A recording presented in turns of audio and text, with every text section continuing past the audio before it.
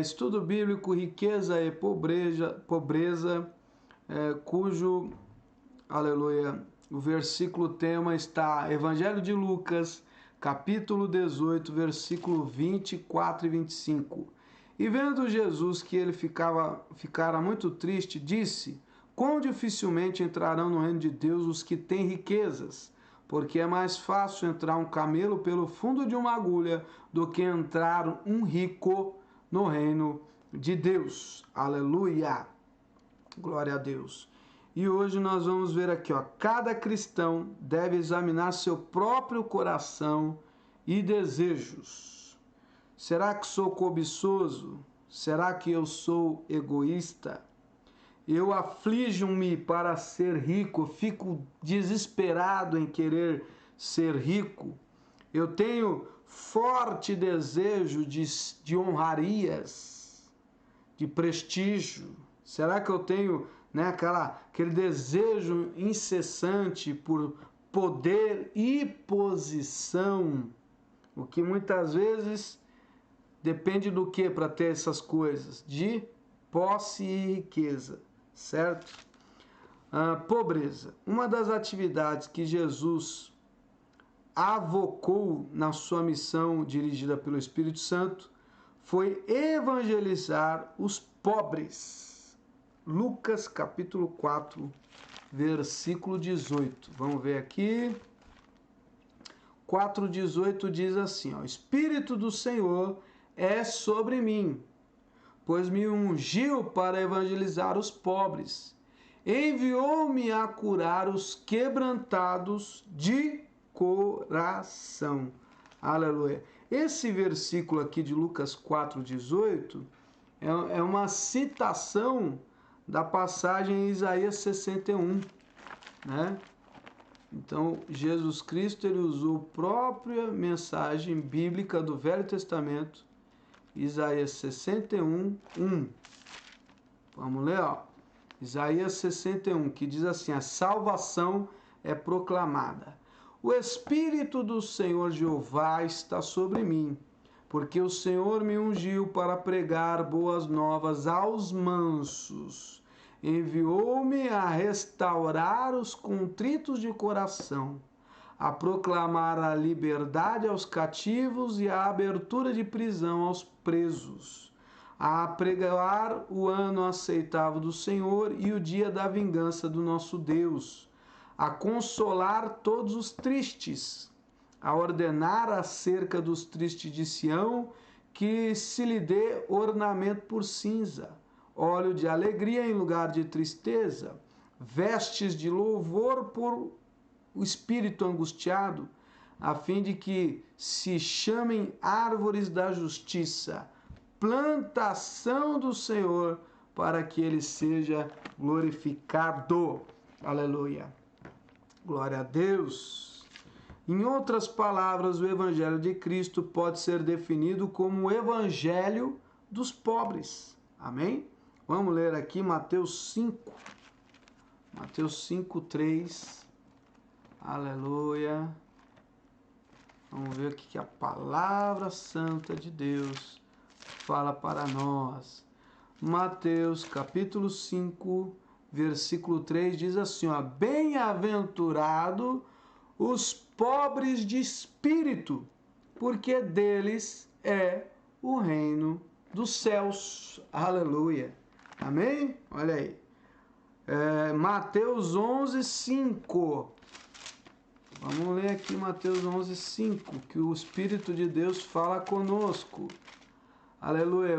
Diz assim: os cegos vêm, os coxos andam, os leprosos são limpos, e os surdos ouvem, os mortos são ressuscitados, e aos pobres é anunciado o Evangelho.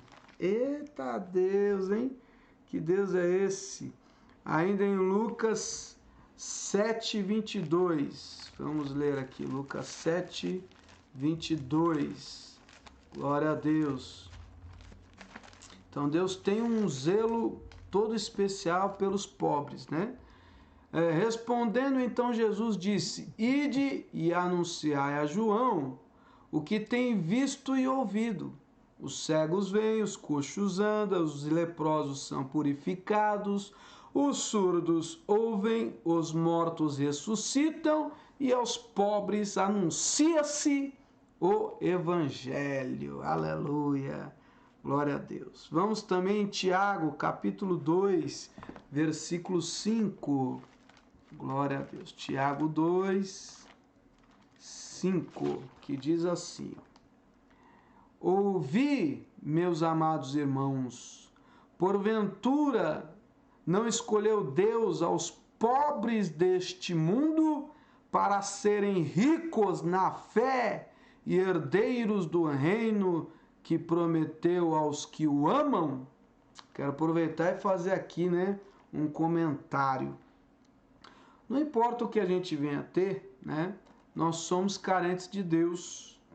E eu interpreto por pobre não só a questão da riqueza, mas pobre das coisas que o mundo oferece, Então, Jesus fala aqui: ouvi, meus amados irmãos, porventura não escolheu Deus aos pobres deste mundo, pobres deste mundo, não é só dinheiro, pobre de vaidade, pobre de ira, de vingança, pobre de todo tipo de carnalidade, pobre de prostituição, pobre de exaltação, de adultério, de fornicação, pobre de seguir a lei da terra.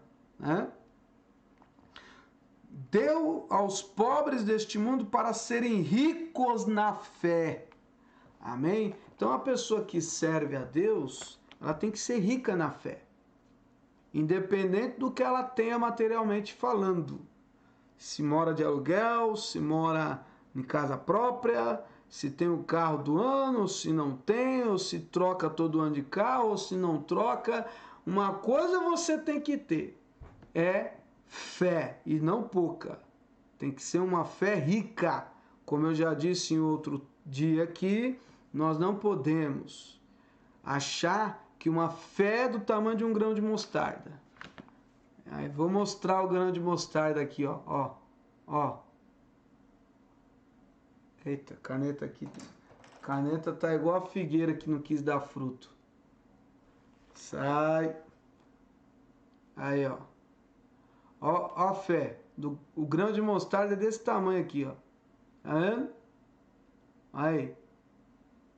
Se você tiver a fé desse tamanho e nunca muda, não é suficiente para você receber o milagre.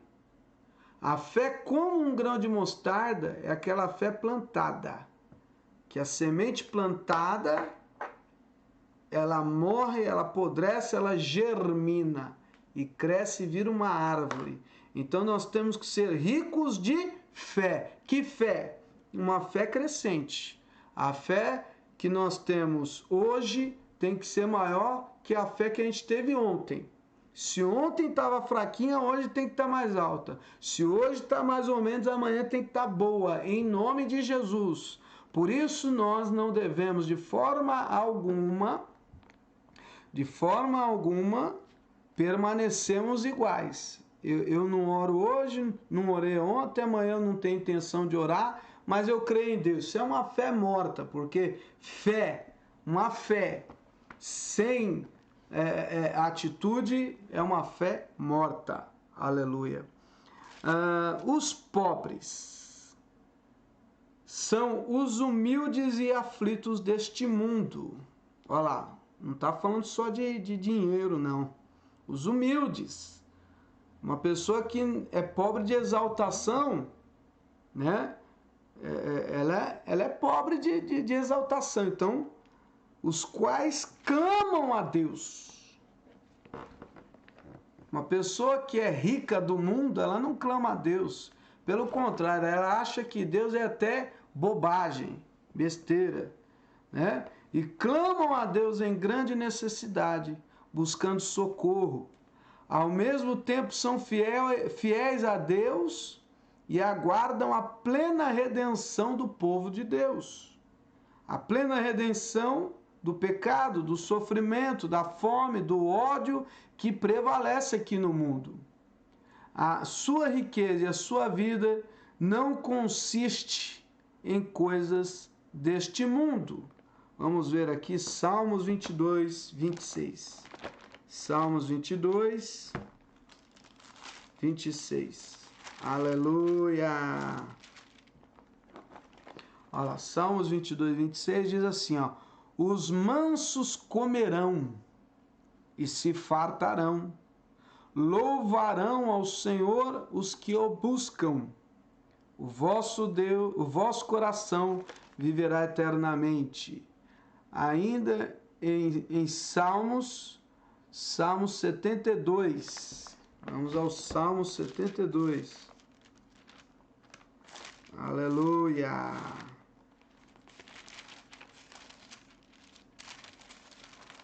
Oh, glória! Salmos 72, versículo 2. Ele julgará o teu povo com justiça e os teus pobres com juízo. Versículo 12 e 13 diz aqui, ó: porque ele virá ao necessitado quando clamar, como também ao aflito e ao que não tem quem o ajude. Compadecer-se-á do pobre e do aflito, e salvará a alma dos necessitados. Aleluia! Vamos aqui ao Salmo 147, 6. Aleluia! Salmo 147, versículo 6, diz assim, ó: o Senhor eleva os humildes e abate os ímpios até a terra. Né? Os pobres geralmente são pessoas humildes. Pessoa que não tem o dinheiro, mas é exaltada, é arrogante, ela não é pobre. E não será exaltada. Amém? Mas o Senhor está dizendo aqui no Salmo 147, versículo 6, o Senhor eleva os humildes e abate os ímpios até a terra. Glória a Deus.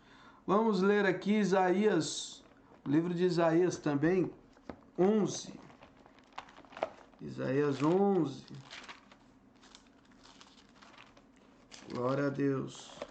Isaías 11, versículo 4, que diz assim: mas julgará com justiça os pobres e repreenderá com equidade os mansos da terra. Uma outra live aqui eu falei sobre equidade, né? Ó, tem na Bíblia. Equidade os mansos da terra, e ferirá a terra com a vara de sua boca, e com o sopro dos seus lábios matará o ímpio. Equidade, né? É melhor do que igualdade. Melhor do que igualdade. E é o contrário de iniquidade, né? Aprendi com o irmão José Carlos. Aleluia. Equidade é proporcionar aquilo que a pessoa necessita. Digamos que o irmão Nelson precisa de 1, mas tem alguém que precisa de 3 e tem outro que precisa de 5. Então Deus vai agir com equidade. Se eu preciso de 1, Ele não vai me dar a porção igual para os outros. Ele vai dar uma porção com equidade, o tanto que eu necessito. Se é 1 é 1, se é 2 é 2, se é 5 é 5. Então o que necessita mais, Deus vai dar mais. O que necessita menos, Deus dará menos, porque a bênção é de acordo com aquela necessidade. Não é por igualdade, é por equidade. Aleluia. Ainda em Isaías, vamos aqui no capítulo 29, versículo 19. Isaías 29, 19. Glória a Deus. E os mansos terão regozijo sobre regozijo no Senhor. E os necessitados entre os homens se alegrarão no Santo de Israel. Oh, maravilha! Vamos agora em João, capítulo 14, versículo 3. João 14, 3. Aleluia, que diz assim: E se eu for e vos preparar lugar, virei outra vez e vos levarei para mim mesmo, para que onde eu estiver estejais vós também. Aleluia! Tão certamente como Cristo subiu ao céu, ele voltará para levar seus seguidores para si mesmo, conduzindo-os para a casa do Pai, o lugar que lhe está preparado, o lugar que está preparado. Esta era a esperança dos crentes dos tempos do Novo Testamento, e de igual modo a de todos os crentes de hoje. O propósito supremo da volta do Senhor é ter os crentes com ele para sempre. A expressão "vos levarei para mim mesmo" fala da esperança futura de todos os crentes vivos naquele momento, quando então serão arrebatados, juntamente com ele nas nuvens, a encontrar o Senhor nos ares, e assim estaremos sempre com o Senhor. A vinda de Cristo para buscar os seus fiéis, livrá-los da futura hora da provação que sobrevirá ao mundo. Aleluia! Glória a Deus! A libertação do sofrimento, da opressão, da injustiça e da pobreza, com certeza virá aos pobres de Deus. Amém? E aí assim eu concluo o estudo da riqueza e pobreza, que diz o que? Quão dificilmente um rico poderá entrar no reino de Deus. É mais fácil um camelo passar pelo fundo de uma agulha do que um rico entrar no reino de Deus. E aí os apóstolos que estavam ali com Jesus perguntaram: nossa, então quem vai entrar no reino de Deus, Jesus? E aí Jesus fala: o que é impossível aos homens é possível a Deus. Então, o rico sem Deus não entra no céu, sem Jesus não entra no céu. O pobre sem Jesus também não entra no céu. O rico, ele pode ter a confiança dele nas riquezas terrenas e desfrutar dos prazeres terrenos, materiais. O pobre sofre de natureza e ele não tem a quem se apegar. Se ele se apegar a Cristo, ele pode ter aqui na terra a virada de cativeiro. Deus pode honrar a ele, colocar ele assentado entre os príncipes, entre os reis desta terra. Ele pode fazer a obra, abrir portas, fazer grandes milagres. Mas tanto um como o outro tem que reconhecer Jesus como Senhor, tem que ter fé, uma fé crescente, uma fé que vai além e dá a vitória. E assim, né? Quem teme a Deus vai cuidar um do outro, vai orar um pelo outro, vai amar um ao outro, e assim a glória de Deus se cumprir na nossa vida, em nome de Jesus. Zaqueu, ele era rico e ele foi salvo. Por quê? Porque ele não colocou a riqueza como empecilho para não servir a Deus. Se fosse necessário ele desfazer de tudo para estar com Jesus, assim ele faria. Mateus, Evangelho de Mateus, Mateus, o apóstolo, era rico, era publicano. Ele largou tudo e usou todo o recurso que ele tinha para financiar a obra e o reino dos céus. E assim ele foi abençoado também, em nome de Jesus. Amém.